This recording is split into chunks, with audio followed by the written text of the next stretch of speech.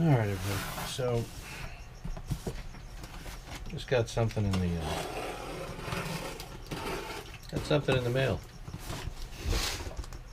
And well, let's see what it is.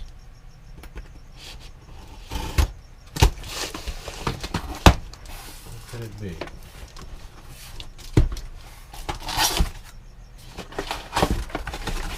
Oh, look at here.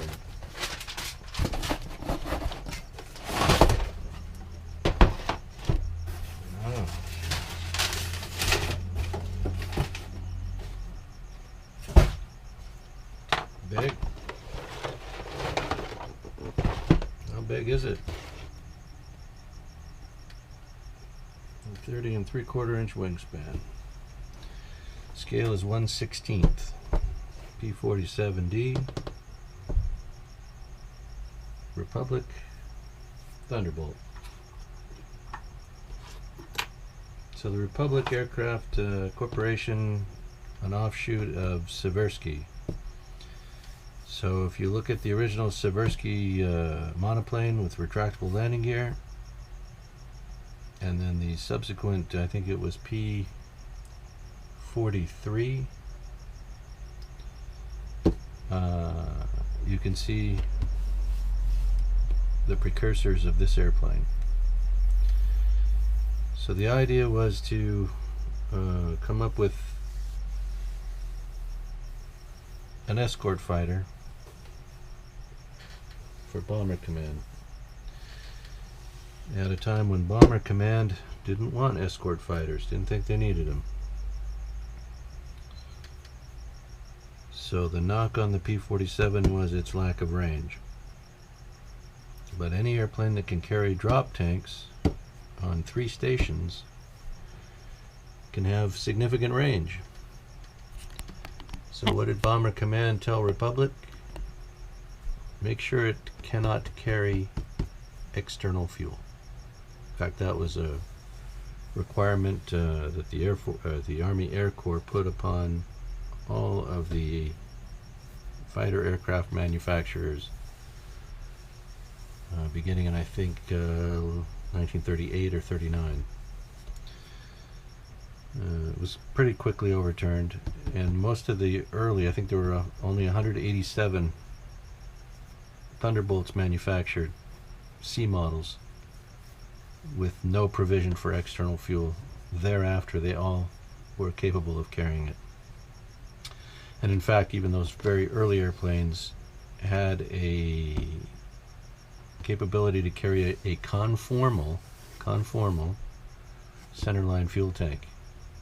It was their ferry tank. It was, the idea was that's the fuel tank they would use to get these aircraft across the Atlantic. When the notion was first to fly them, and then they were shipped over in crates thereafter. They were never actually used for ferrying.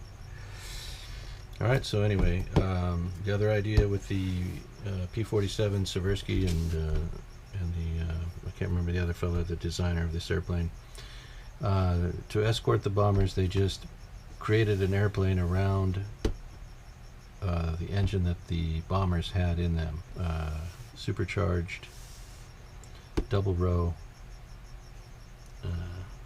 Pratt & Whitney engine. So, was it the R2800, I think? So that's what they did. They wanted exactly the same configuration that the B-17 had on each wing, and that the B-24 Liberator eventually would use with the P-38 with its inline engine were turbocharged. They wanted this airplane to be turbocharged to keep up with the bombers.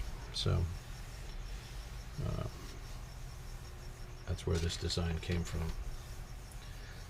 Also, they decided to use a radial because at the time, 1939, 1940, the radials were already proven and dependable, whereas in the US we were having trouble developing an inline engine. The Allison wasn't 100% reliable just yet. right? And we weren't importing Merlins yet, or building them under license just yet. So, and all of those were allocated anyway, eventually to the Mustang P-51 program. So what I want to see, what I'm interested in with this kit is, will I have two canopies for it? Will I have a bubble top and a Razorback capability here out of the box, or is that something I'm going to have to come up with? So my interest is more in the Razorback. I'll build it as a bubble top if need be. That's a nice looking decal sheet, not bad. And then with Guillow, they do a lot of the internals and cockpits and so forth in this green printed paper. A couple of drawings, a couple of 3 drawings. Wow. Lots of plastic. I've got a bubble top canopy. Kind of a pretty one.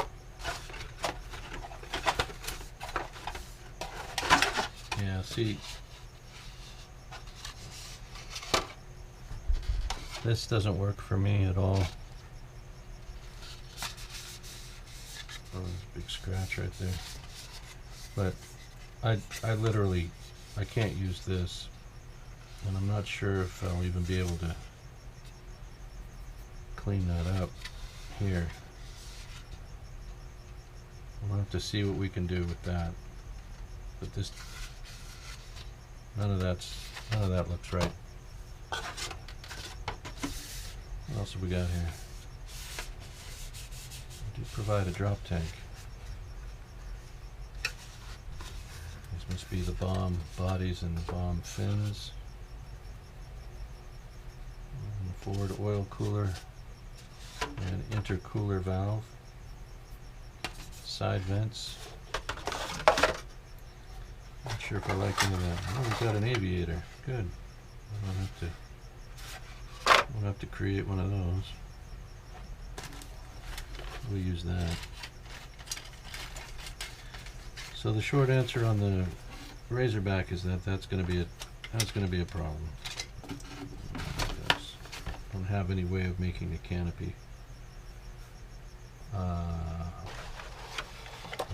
I'm not into vacuum forming, so we're going to have a bubble top. But that's all right. That's all right. Maybe I'll make an N model. We'll clip the wingtips and we'll put the vertical fin extension on this. Maybe. These plain wheels.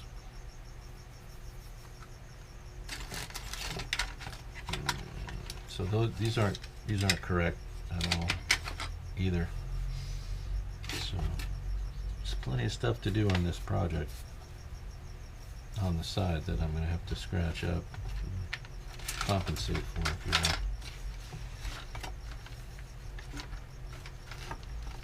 So this is what Guillow provides. What they used to make out of plywood, they now provide in this fiberboard material. So it looks like we've got some wing spar reinforcements. This is a U-control part, firewall.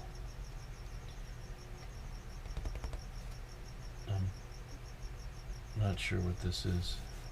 This looks like U-control stuff. The yeah, that might be a tail wheel. And tail wheel support. That's probably what those parts are, but I don't know. Alright, so let's drop this back in the bottom of the box. We can't reorganize this stuff to where it will fit again. Okay, not as much wood in here as I thought there would be. Not as much plastic as I expected. This pilot aviator is slightly different from the from the PT-17 Stearman pilot. He's outfitted a little bit differently with the chute pack and the oxygen. For some reason they've got his hand up over the oxygen mask, or holding the oxygen mask up, which is interesting. Alright. I don't know if I like these parts. I'll probably eliminate this and just try to fabricate instead out of my 1/64th or 1/32nd plywood. These edges are too rounded. Getting in here and cleaning these out would be problematic, whereas if I just create my own, I'll be able to set the angle of the vents and everything else, and have a lot less carving to do. This is the real problem here, because of the way this is molded in up in here. Let's see, do I have these on? Yeah. So, I mean, that's going to be hard to clean that out. Then I'll have to wrap around inside of here.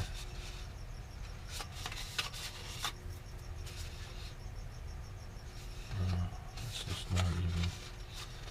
I might be better off just cutting it all the way out to this line. Yeah, that's what we'll do.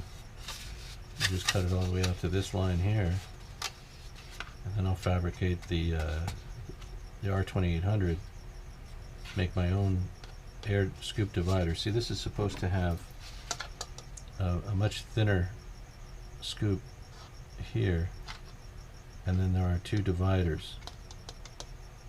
So the central opening takes the air back to the supercharger, and then there's an oil cooler just mounted underneath the engine, and one on each side, two oil coolers. If you remember the P40, it had 3 cans, oil cooler cans, under the Allison motor. This one has 2. For the air-cooled radial, it has 2 oil coolers. And the problem with these engines was, as well, while they were reliable as radials, they still got pretty hot because there were 2 radials bolted together, 2 9-cylinder radials bolted together, and they were offset, so that the cylinders of the rear engine were in between, but behind the forward engine's cylinders. So they were just offset. But that created a bit of heat buildup in between and behind the engine. So while it was air cooled, it was less efficient than a single row was. Hence the oil coolers. And I mean, it's a phenomenal engine. They could run it, they could over rev it, they could use the water injection for boost, and all of that. But anyway, getting back to my topic of how this is going to work. So I'll have to slice this out way out here, and that's going to be rough too, because then I'll need to recreate the interior wall. Well, maybe not. Maybe that won't be so bad. Yeah, we'll just cut it out right to this line, and I'll fabricate all that stuff. Alright, well that's solved. All that's left is to do it. But I talked it out, so that's good. Alright, so everything but the drawing is now back in the box. And we've got wood dowels, we've got piano wire, we've got strip stock, and we've got the die cut sheets. This is not a laser cut kit. I don't think as yet it's available as a laser cut kit, which is a shame. But you know, you built models that are print wood, even die cut is a luxury, so it's better than nothing. It's not as good as the laser cut advantage. If you've done a laser cut kit, you know what I'm talking about. It's just so easy.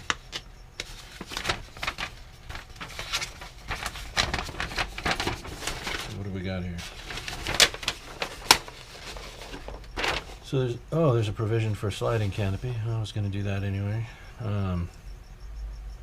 Yeah, we'll just make it a D. That gives me a lot more paint options.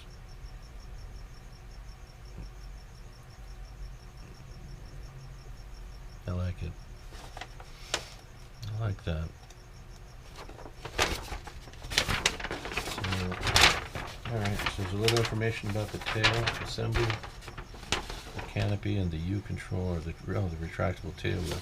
That's another thing. I was thinking of doing retractable landing gear on this one, like on the P40, but there is an issue with the landing gear extension and the way the landing gear doors overlap. I would have to spring load the landing gear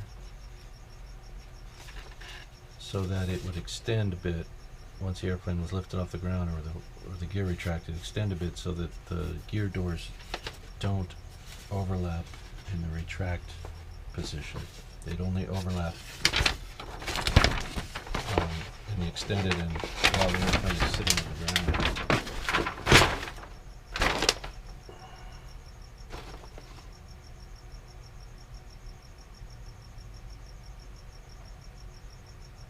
I'm going to actually picture this with retractable gear.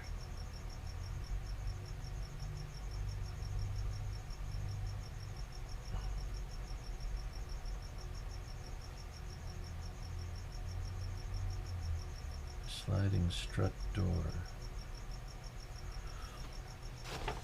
Interesting.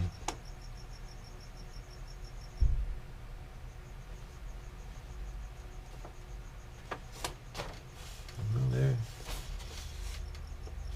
incorporating retractable gear. I don't know how that'll work with the way I do landing gear. I'm gonna have to take a long look at that.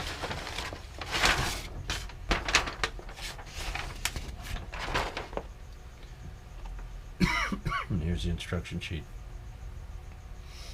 So this fuselage, wings, tail, and details and final assembly. An illustration of what plastic parts are and how to prep them, cut them.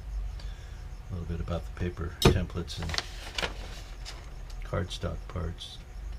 Something on the paint scheme to make it look like the box cover.